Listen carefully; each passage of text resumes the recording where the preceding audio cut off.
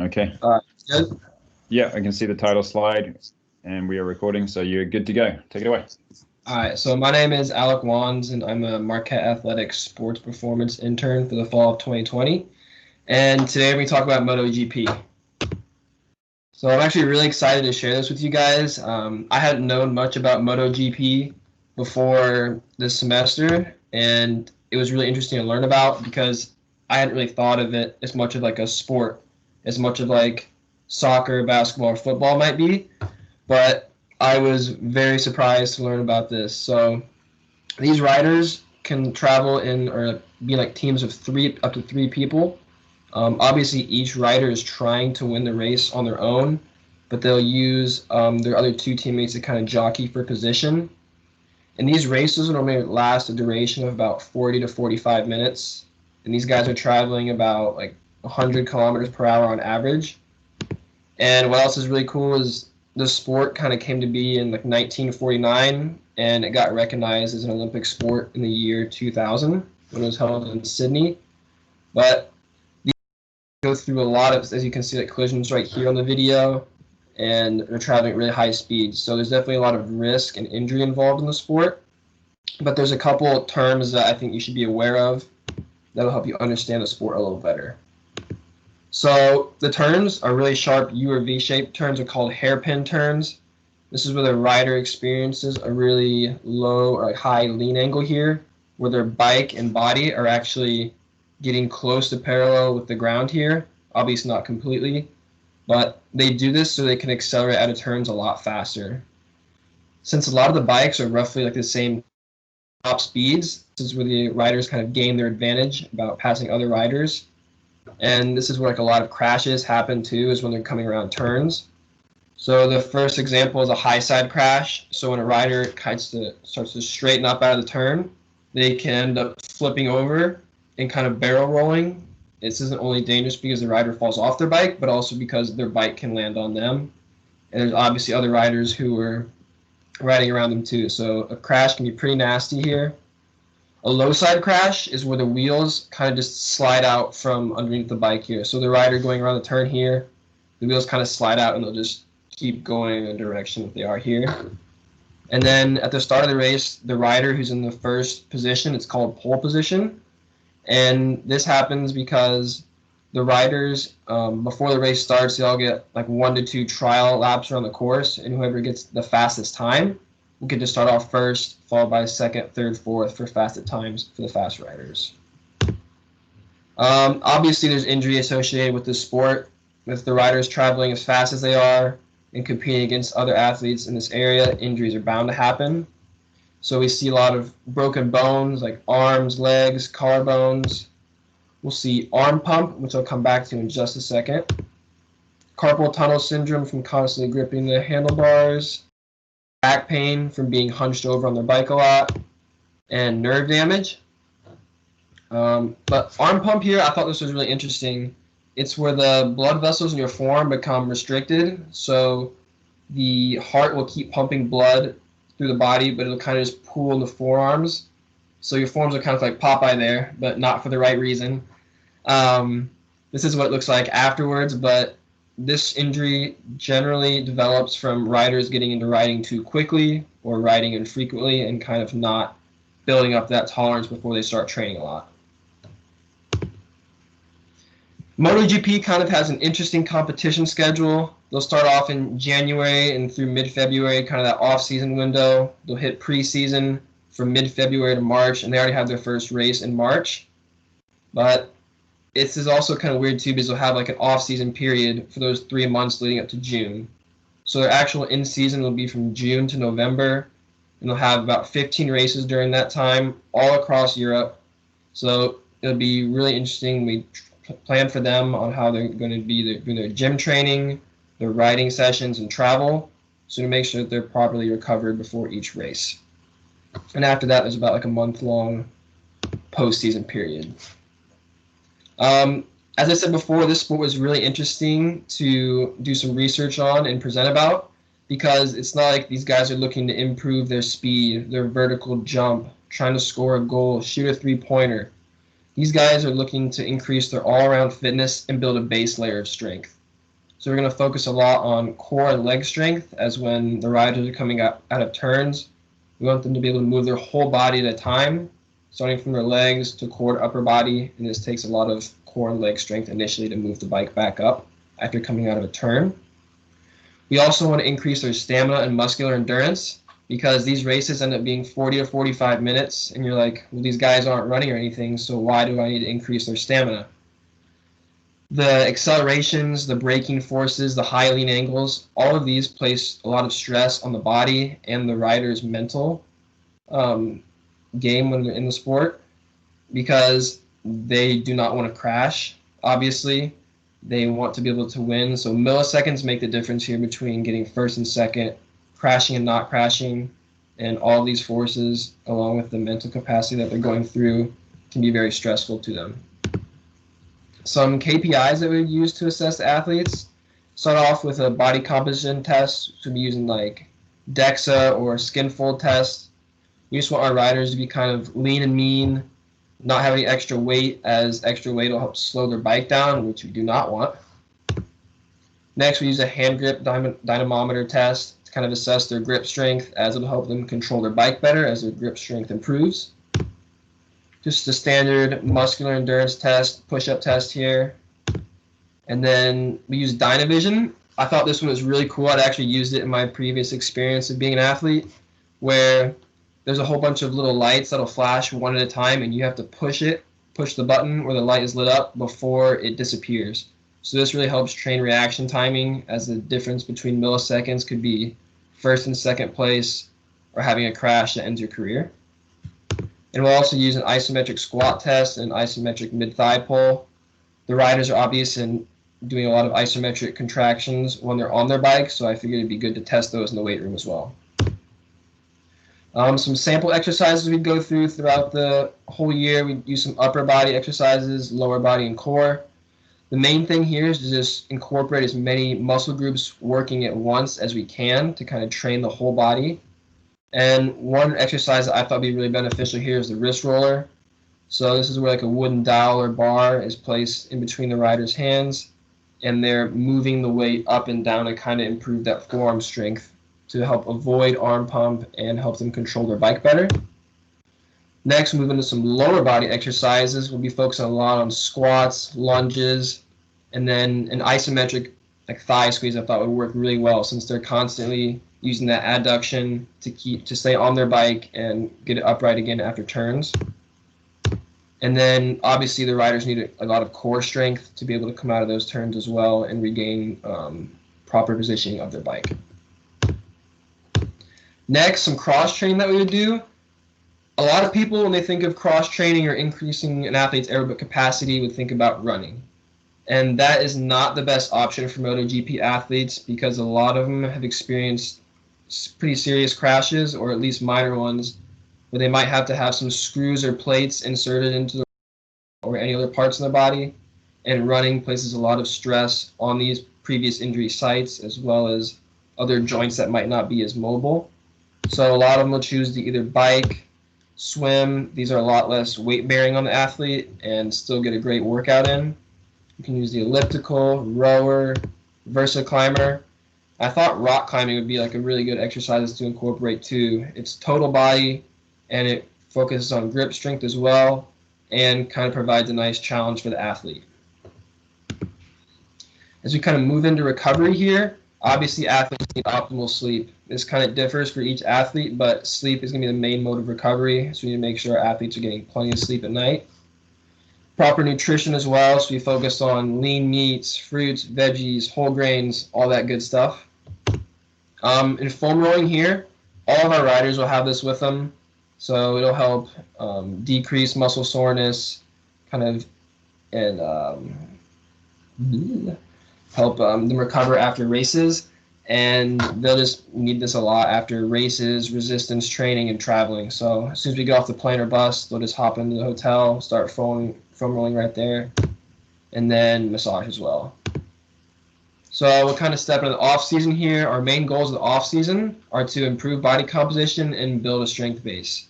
So obviously we want our riders to be light as possible while still having good strength and muscle mass, so they don't weigh down their bike too much. And they'll be spending a lot more time in the gym than on the course here. And we'll be looking to incorporate a moderate intensity with higher volumes, so kind of in that 8 to 12 rep range. Then as we progress to the preseason, we really want to increase that stamina and build that muscular endurance up so it can withstand the duration of a full race, as well as increase the strength base that we built in the off season. So this is where we'll incorporate some velocity-based training and focus on that strength speed area. We're going to use some fixed sets and reps, but use a variable load. And in the preseason, we're going to have the riders spend a little less time in the gym than they have been in the off season, as their riding sessions will increase.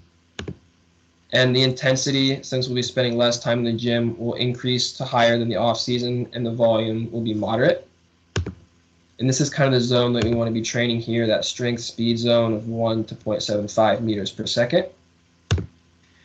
As we progress to the in-season, our main goal is just to maintain that strength base that we built in the off-season and preseason. Still using velocity-based training. We don't want them to go below that 10% velocity threshold loss, and we really want them to work on that strength-speed ratio. Here we're really going to be having the riders riding a lot more, spending a lot less time in the gym. For the time that they are in the gym, we're going to be having them working at a high intensity, lower volumes, kind of in that 2 to 6 rep range, and they're going to have higher intervals, rest intervals, as we want them to build that strength.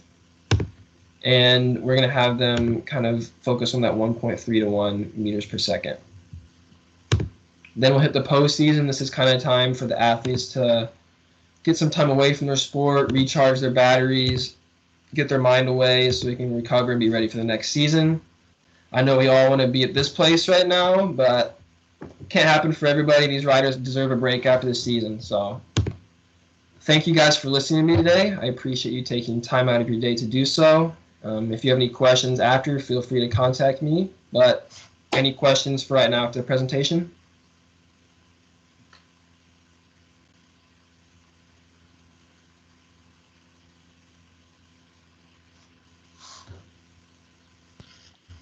Flooding in. Nathan. One, so you talked about some of the measures at the beginning of the presentation. What type of things would you implement into your plan to work on those mental stressors?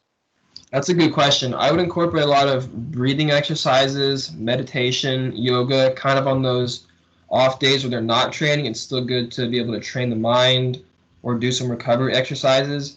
The breathing exercises they'd be able to use before their race to kind of calm them down, get them in a good state of mind, and kind of they've already put the work in and practice and everything, so they know they just need to go out there and perform. So just kind of having a good state of mind through meditation, yoga, breathing exercises, all those. Jacob, go ahead.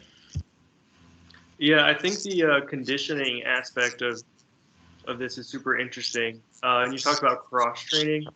For an individual athlete, are you gonna see them doing multiple cross training events like swimming and maybe an elliptical, or are they gonna solely focus on one of those to train? That was interesting about looking at what these guys do for training. Each rider kind of had a preference for what their conditioning was going to be. A lot of them preferred biking, as they are already on bikes in general, but obviously different riders have different injuries that they're dealing with, so certain modes of exercise are more appropriate for them. So obviously if a person who had like a rod inserted into their leg, it might not be the best to run. A great full body workout for them might be doing the Versa climber or getting on the bike. So you can use any combination of the two just to kind of keep some variability in there, mix it up so they kind of don't get bored with the same mode of exercise. Emily, go ahead. You better not steal my question. Oh, well, I don't know, Stu. I can't promise. Juan, thanks for the presentation. I think there's a lot that goes into these riders, and they're athletes without a doubt. So with that being said, do you see any benefit in any type of wearable technology for these athletes while they're competing, or maybe while they're not competing? Any type of monitoring for their internal, external loads, fatigue, recovery? Any thoughts on a wearable technology? Yeah, I think a ready band would actually be good to kind of assess the athlete's sleep, just to make sure they're properly recovering, because you can train an athlete as much as they want in the gym and on the course, but if they're not taking the recovery like seriously or doing it properly, then there's no way we can help train them any better. Like, decreased sleep automatically decreases reaction time, and that'll be the difference between a rider winning and losing or crashing and becoming injured. I also think maybe doing some readiness assessments in the morning, just how an athlete feels, might do okay, because sometimes athletes aren't always honest, but it'd just be a good idea to kind of get a feel where they're at in the mornings, and then after training, maybe assessing their RPEs after. Good. Nice response. Bobby, go ahead. Hey, Wons, nice presentation. My question for you is in regards to your KPIs. You mentioned that you would include both an ISO squat and an ISO mid-thigh pull. Just curious as to why you included both as opposed to one or the other. That's a good question. The riders are in kind of an interesting position on their bike. They're kind of leaned a little more forward here, so they're kind of in that semi-squat position with the way their feet are, especially if they're getting down lower. So they're already kind of in a modified squat position, so I thought it'd be good to kind of test that and to kind of assess that throughout the entire year. And then the isometric mid-thigh pull, they're obviously having a constant grip on the handlebars here. So when they're moving here, it's not like they're doing too much of yanking or anything. They're kind of just working on that isometric contraction, just holding there. So I thought a combination of those two KPIs would help assess the main position that the athletes are during the race most of the time. Got it. Thanks. Mm-hmm. Good. Okay, and then if nobody else has any further questions after, then and I guess I'll wrap up with this question. I have two questions actually. The first one being, obviously, yeah, they're in a pretty unique position on the bike, and across the course of the season, and obviously all of their practice training rides, aside from the kind of higher lean angle turn, there's not a huge amount of expression of mobility in these movements. You know, it's a pretty rigid position for a long period of time. So as you alluded to, I'm sure the spinal extensor muscles and the neck muscles and stuff as well must be pretty strained almost all of the time. So do you think, you know, like, in your opinion, is there much need to get them to express larger ranges of motion, or do you think the athletes would benefit from expressing and exploring greater ranges of motion in their hips and their spine outside of riding? I guess that's my first question. Yeah, I think it'd actually be really beneficial for the athletes to be a little more mobility in those areas rather than being completely rigid the entire time.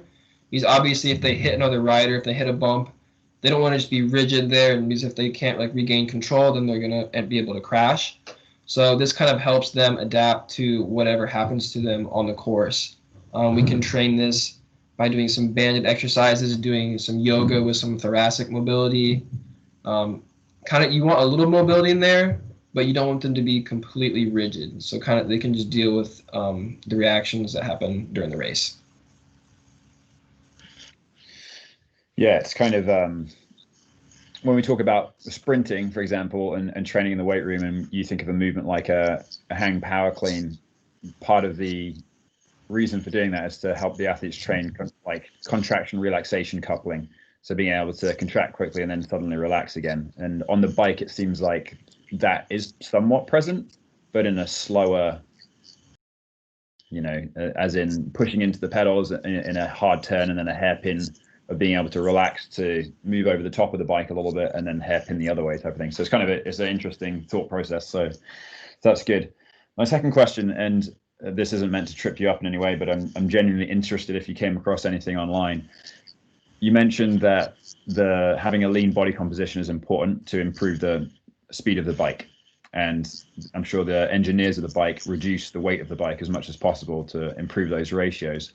So did you come across anything about athletes cutting weight prior to races, or is there any weight requirements that are needed pre/post in terms of these riders? Because you see that right in mixed martial arts and any kind of combative sports. So I'd wonder if dropping 2 pounds, 3 pounds prior to a race may massively improve the athlete to bike power ratios. Did you come across anything on that? I actually did not. I watched interviews from a lot of riders, coaches, and trainers, and none of them really talked about cutting weight or anything. They all just talked about maintaining the weight that they have and having a good diet and sleep in there as well. But there wasn't anything about cutting massive amounts of weight, because at that point you want to be in like a better state of mind, because I don't feel like athletes who are able to cut, like wrestlers, mixed martial arts, are able to cut that much weight and truly be healthy or ready for the competition at hand. But I think they'd benefit a lot more mentally from just kind of being in the moment at that time rather than focusing on cutting weight. But none of them ever talked about cutting weight before the competition. It wouldn't have made a couple pounds there wouldn't have made that big of a deal. But obviously every little edge will count. So at the end of the day, it's not the biggest deal, but if they can prevent weight gain stuff, then that's ideal. Mm-hmm. Yeah, because I am aware I have seen Formula One racing in the past, like Grand Prix racing, and you'll see at the end of the race, as the 3 lead cars come into the finishing pit, the finishing lane, and all the media is there, they then step on a scale at that point. That's like captured on TV, and I'm not actually sure exactly what that means. Like what happens with that number? Is there a regulation in place? I just wonder if that happens in MotoGP. But anyway, maybe research that and see if you can find an answer, because I am genuinely interested to see. I'd be interested to hear more about it too. And I didn't know if there'd be like a trade-off between athletes changing their hydration or diet right before a race or a couple days leading up to what they've been doing before. I personally feel like that would affect their performance more. I think they perform better if they didn't do that and rather than like drain themselves kind of physically and change what they have been doing. Yes, agreed. Good. All right. Well, if there are no further questions, we'll wrap it up there. I'll stop the recording, and then we can just have a kind of a final debrief before we all head out. So let me do that now.